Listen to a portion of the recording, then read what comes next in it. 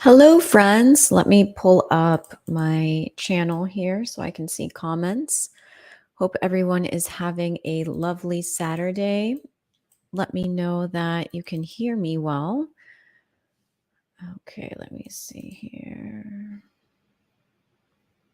So, yesterday I had the privilege of being a panelist on Nurse Liz's channel, and the topic was burnout. And I haven't really discussed that on my channel, but it's an excellent topic. It's something that we are all affected by. I was able to lose 50 pounds. It's something that we are all affected by in nursing.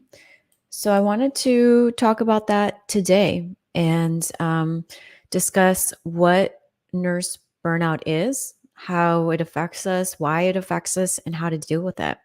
So drop a comment and let me know where you're watching from. I would love to know. I'm in Central Florida. We're expecting a hurricane sometime this Wednesday, which I just found out about yesterday. Okay, so I'm monitoring the chats now. I have the chat up, and just let me know where you're watching from. And then let's dive right in. So, what is nurse burnout? And nurse burnout is the state of mental, physical, and emotional exhaustion. And it's caused by sustained work related stressors such as long hours, the pressure of quick decision making, and the strain of caring for patients who may have poor outcomes. Not only is it the stress of caring for patients that have poor outcomes, but in nursing, I'm sure you're aware, it's the stress of having to care for so many patients. If you're a patient watching this, please, I don't want you to feel like it's your fault. It's no, the problem doesn't lie with the patients. The problem is that administrators are making decisions when they're not in the nursing profession.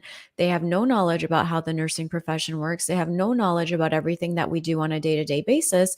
And they're giving us 6, 7, 8, 10 plus patients. That is the problem. And nurse burnout can lead to feelings of cynicism, hopelessness, and even depression. And it affects, let me add this, trying to add a slide. So,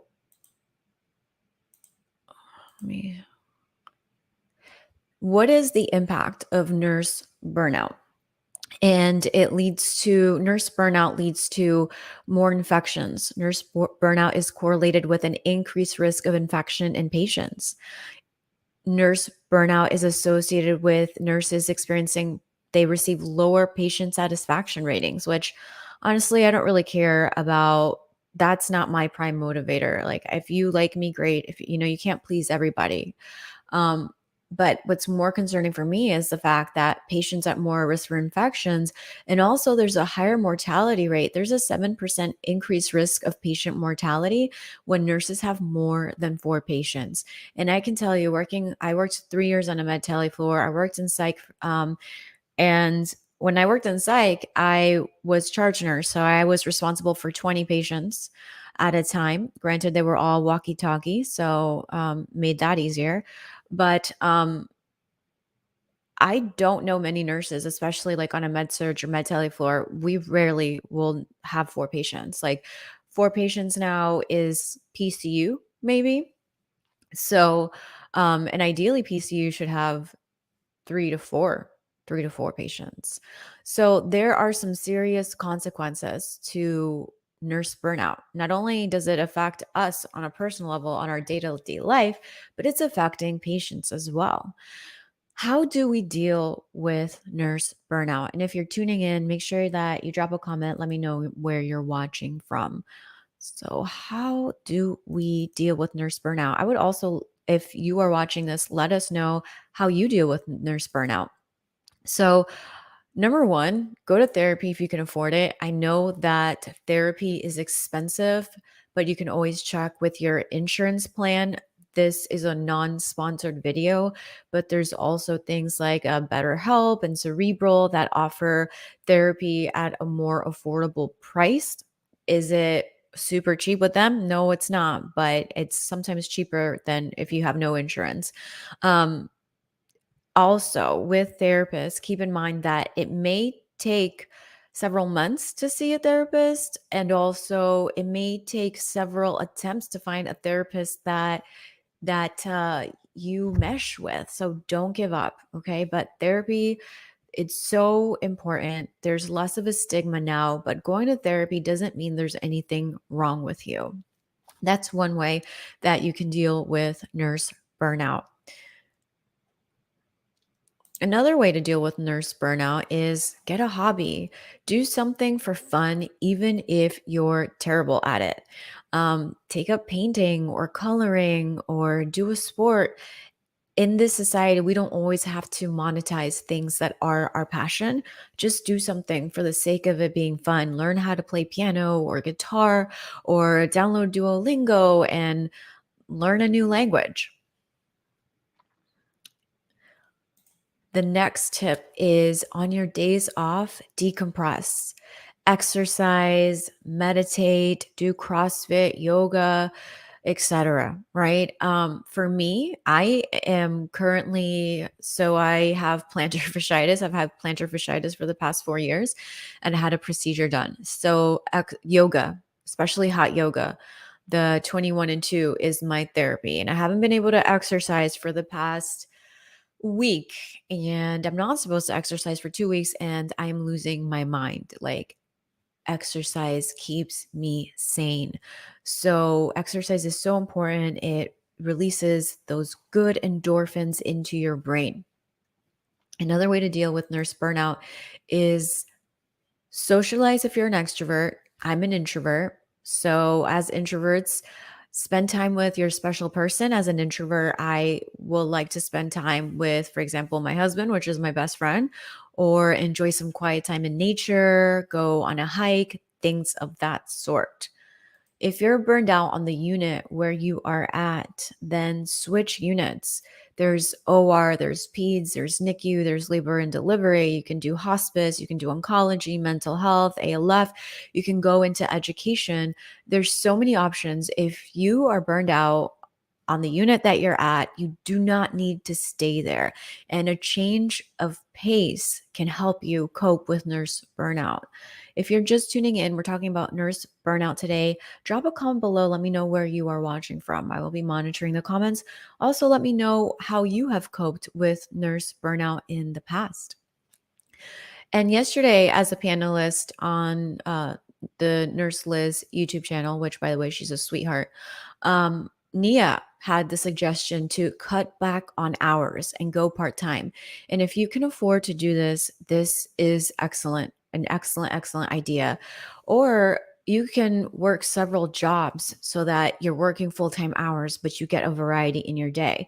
But by not being at a specific place, working all the time, you minimize that monotony, you minimize the stress that you are dealing with on a day to day basis. So, for example, with me, I also teach, and I find teaching very rewarding, and it's a great way to supplement my income. Another thing that's important is set limits with administration. Notice gaslighting. So, for example, if you're sick, I can't tell you how many times I was sick. This was before COVID, which they expected you to show up if you were not feeling well. If you were sick, you basically had to be dying to call out, right? So, it's not your fault that the unit is understaffed, because when you call out, or when you try to call out, they'll say, "Oh, you're letting your family down," referring to your coworkers. "You're letting your family down. We're so short-staffed. Can't you come in? We'll give you a lighter load." Like, if you are sick, it's okay to call out. Like, you shouldn't bear that burden. You shouldn't feel guilty for calling out. And your job is gaslighting you. And they're making you feel bad. They're making you feel insane because you have to call out. No, they're the insane ones that are not properly staffing a unit. And I'm going to go on a little bit of a tangent here. And this is what just gets me very riled up, very passionate about the healthcare system, about nursing. Why do they always staff us bare bones? Like, worst case scenario, minimal. There's no fluff in nursing. There's no, oh, we have an extra nurse here today to everybody's at 3 patients. Like, that will never happen. But on a day-to-day basis, we are running ragged because they are understaffing us chronically. That leads to nurse burnout. And being chronically understaffed then creates nurses resigning, nurses leaving and quitting, and then they have to hire new nurses. And that constant nurse turnover costs the hospital more money in the long run, as opposed to if they were to keep the nurses they already have. And it boggles my mind that they haven't done the math and figured this out, that if you were to staff us slightly fluffy, let's call it fluffy, but keep the nurses that you have, it would save you money in the long run. It just baffles my mind that they have not figured this out. If you are watching, we're talking about nurse burnout today. Leave a comment below. Where are you watching from? How do you stay sane in the profession of nursing, which is so insane right now? I struggle with this one personally. Stop trying to people please, right? I was brought up in a pretty strict household, was taught up to be obedient, respectful, to be like the good girl, which is challenging for me because I'm an idealist and I always want to fight the status quo and I want to change the system and I'm a feminist, right? So, but I still have that inside to people please. Like, I am still struggle with wanting to people please all the time. And men are better at this. Men are better at, I don't care if you don't like me, right? Men are better at saying, whatever, I'm not going to do it. I don't care. But as women, or maybe this is just my issue, that I want to be known as like the person that does a great job, the person that always does their job to 120%, right? Or 100%. So knowing that you have to set limits with administration, you're not going to come in on your day off, you're not going to answer emails on your day off.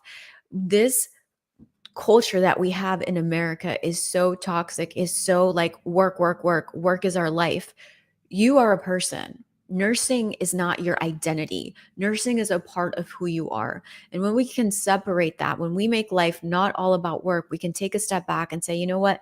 I am more than just a nurse, and I'm going to pursue other hobbies, other passions. So, the next point that I wanted to say is it's okay to pivot and move out of the ED if it's making you unhappy. I have taught students and I follow them on TikTok, I follow them on, Instagram. And there's a certain, it's kind of, you're looked up to if you work in the ED, right? You're kind of seen as this person like, oh, like you get street cred, like you get this cool street cred. Ooh, I'm an ED nurse, right? But on the other hand, they're miserable and they're always complaining about like what they had to deal with and how much they hate it and how much they're tired of patients. If you get to that point where you hate where you're working at, then move units. Like, it's okay to pivot out of the ED. The ED isn't your identity. It's okay. Like, you're still a valuable nurse. And I have seen students that I remember them from when they were my students to now they're full-fledged nurses, maybe 2 years in, 3 years in, and I I almost don't recognize them, and it's sad because the way they talk about patients, they just don't care. And if you're at that point, remember, it's not the patient's fault. And if you get cynical and you get to the point where you're not compassionate and you're not empathetic towards patients, you need to maybe move, again, units, or move out of positions, move into care management, anything else where you get refreshed and you aren't feeling like, ugh, another day at work. I hate this place, but I'm here. Anyways, if you're watching, drop a comment below. Let me know where you're watching from. The next point, well, I already said, so if you find yourself not caring about patients, being jaded, it's time to leave that unit, right? It's time to leave that unit. Now, when I was a med tele nurse, I would show my manager all the time how much money they would save if they staffed us properly. I would show them the studies. Look, nurse turnover costs you. This was maybe like 5, 6 years ago. if not more, but nurse turnover is causing you an average of 86,000 a year. Nurses don't make that money, at least not in Florida, right? I always get slack about how much money like New York nurses make and Cali nurses make. Florida is one of the worst paying states. We make like no money as a nurse. But anyway, so I would say you're not paying this much. It's costing you this much to hire new nurses if you staff this appropriately and less nurses quit. And I realized like they weren't listening to me and things weren't changing. So put your oxygen mask on first. And if things aren't changing, then you have to leave that toxic environment. You have to remove yourself from that situation. Put your oxygen mask on first. Take care of yourself, because if you can't take care of yourself, you can't take care of others. And it's cliche, but it's so true. And for me, I there's other units I could have moved when I was bedside, but I had learned more, I had grown more, and I wanted to pivot and I wanted to go into nursing education because I've always loved education. When I was in nursing, when I was even pre-Rex, I was an anatomy physiology tutor. Then in nursing, I was a nursing skills tutor. So I've loved education always. And I thought, you know what? It's time for me to go into education. I wanted to leave bedside because I couldn't do it anymore. I was burned out. I was stressed. I was coming home. And at that time, I was living with my parents. And it just, I felt bad for them, like having to just see me I would just walk in after a shift, just say hi, and go straight to my room to decompress because I just couldn't deal with like the day that I had. I just couldn't deal. So, I'm an idealist. I want to change the world. But when I see that a situation is not going to be changing for the foreseeable future, you must change your environment because you will get what we called learned helplessness. And that's Martin Seligman. He was experimenting on dogs and he learned that after a certain time of them not being able to escape a painful stimuli, then when they were able to escape it, they didn't even try because they just saw the situation as futile. So there are other options. I know it's if you are burned out, and again, if you're watching, leave me a comment below if you're where you're watching from, how the nursing profession is, if you're in it, or if you have any questions. I love interacting with you. I love your comments. So drop a comment. But anyways, so don't just lay down and give up. Okay. There are other niches. There's, for example, restore wellness, I think it's called, or Restore Labs. There's nurses there, and you can be an IV infusion nurse where you just do IVs all day, right? My husband recently got a job in Florida working for a company that is outside of the hospital system. There are other positions out there in nursing that you can do. The other thing that you can do is that's very, very important. If you want the system to change, you must get active and research and vote for politicians that are as safe staffing, right? Hospitals are huge with lobbying and they pay probably large amounts of money for their interest, right? It's not an accident that California is the only state with nurse patient ratios. It's not an accident. Yesterday, again, in the live with Nurse Liz, there's a nurse there from California. They get breakers when they go on lunch, they get someone that comes in and breaks people all day. We don't have that in Florida. When I went on break in Florida, I would have to give my phone to a nurse, and that nurse would then be assigned 12 patients when I was supposed to go on lunch, right? So many times I wouldn't give up my phone because I would fear for my patients' lives, right? Nursing is not a profession where if you leave the unit, nothing is going to like it's very high stakes. So many times I had to put my patients first. I could not have that on my conscience, something happening to them.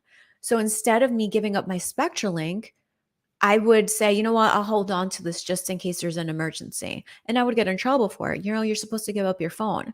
But then when I would give up my phone, the other person that was supposed to be watching my patient wouldn't answer my phone, wouldn't go check on them. And understandable, I know they have a lot going on, right? They're not superhuman. They can't take care of 12 patients. That's insane.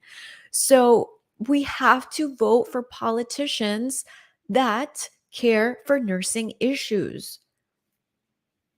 Research, right? We spend more time on trivial things. We will binge watch shows on Netflix, but we don't spend the time to research and vote for politicians. And for example, the AMA, the Medical Association, physicians stick together. They're constantly lobbying, they're constantly uh, uh, doing legislation for their interest. We need to do that. So you need to, as a nurse, join your nursing organizations, advocate, create legislation so that working conditions for nurses improve, right? I will be talking about safe staffing ratios. I will do videos. This is my way of kind of bringing awareness to the situation, right? I am a part of uh, the ANP, so I am part of a member of them. So I'm a part of it, but I am no longer an NP, right? I couldn't cut it anymore, but I passed the torch and I still feel for you. And this is why I still, even though I'm no longer bedside, this is a topic that is still near and dear to my heart because I am educating the future generation of nurses. They're going to go into this profession. I don't want them burned out. I don't want them to go through what I went through. I don't want you to go through what I went through. And this is why we must take up our torch and keep fighting the fight. And I will keep fighting the fight for nurses, even though I'm now an NP, because it's still important. And I was a patient recently, and my experience in the hospital was scary. It was frankly scary because I felt like I was taken care of by a nurse that didn't care. And she didn't care like about me at all. I didn't have the call light next to me. I had to basically, this is a long story. I'm going on a tangent, but I didn't have the call light next to me. And I was having like a very severe and weird reaction to COVID where I briefly could not move. I briefly was like paralyzed. My muscles were contracted. And because the call light was not next to me, and my heart rate was going through the roof. I felt like I was going to die. And I'm literally in the hospital screaming for help. I'm like that patient. And you know what I heard was, ugh, who's screaming? Who's screaming for help? Like, do you know how that made me feel? It was humiliating. It was degrading. Um, so I've been on both sides. I've been the nurse. I've been the patient. And as a patient, having to like beg for help, beg for someone to give you medication so that your heart rate slows down because you are in SVT and you feel like you're going to go into like some weird arrhythmia that could potentially cause you to clock out, right? I don't want to trigger the YouTube algorithm. So clock out, leave this earth forever. Like it's what I went through in the ED. It was insane. It was insane. So that is my 2 cents on nurse burnout, how to cope. I hope that it was helpful. Um, Leave a comment if you have any additional tips from what I kind of mentioned. If not, then thank you so much for watching. And I wish you all the best. And make sure that you subscribe. And I will see you soon. Bye.